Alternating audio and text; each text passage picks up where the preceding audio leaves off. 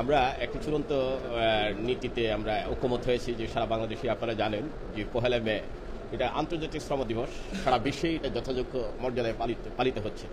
আমরা সরকারি কর্মচারী যারা আছি, আমরা নির্দিষ্ট নীতিমালার আলোকেই এই শ্রম দিবসে আমরা শান্তিপূর্ণভাবে বাংলাদেশে রাজধানী, বাংলাদেশের মানে মুখ যেটাকে বলা হয়, বুক বলা হয়, সেই প্রাণপ্রিয় রাজধানীতে আমরা এটা পালন করার সিদ্ধান্ত গ্রহণ করেছি।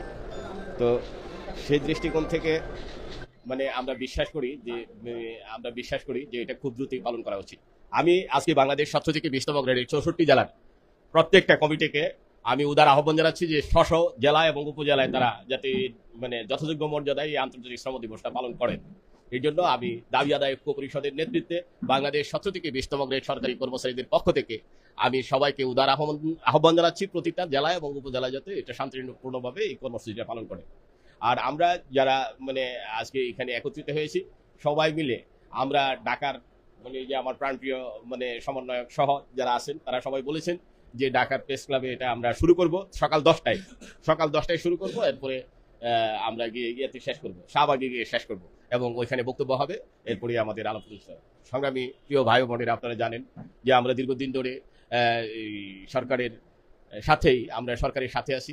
বিগত 17 বছর আমরা মানে জুলুম নির্যাতিত এক মানে আমলাতান্ত্রিক হয়রানির মাধ্যমে ভেবেছিলাম যে আমরা যে সরকার বৈষম্য নিরসনকল্পের যে সরকার প্রতিষ্ঠিত হয়েছিল সেই সরকার আমাদের দাবিগুলো পূরণ করবেন, কিন্তু উনিও হয়তো বা কোনো কারণে পারেননি।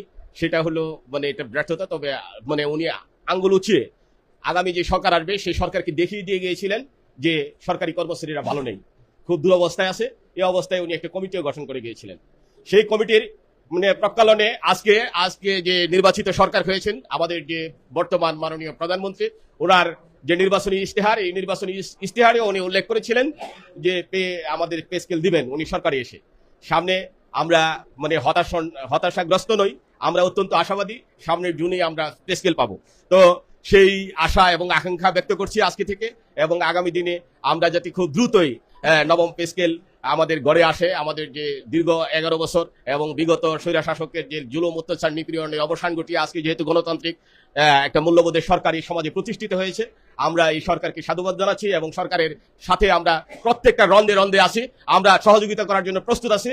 আমরা সহযোগিতা করব সরকারকে, এবং সরকার আমাদের যে দাবি দাওয়াগুলো আছে এগুলো খুব দ্রুতই মেনে নেবেন, এই আশাবাদ ব্যক্ত করে সবাইকে আমার পক্ষ থেকে সংগ্রামী অভিনন্দন জানিয়ে এখানে আমার বক্তব্য শেষ করছি।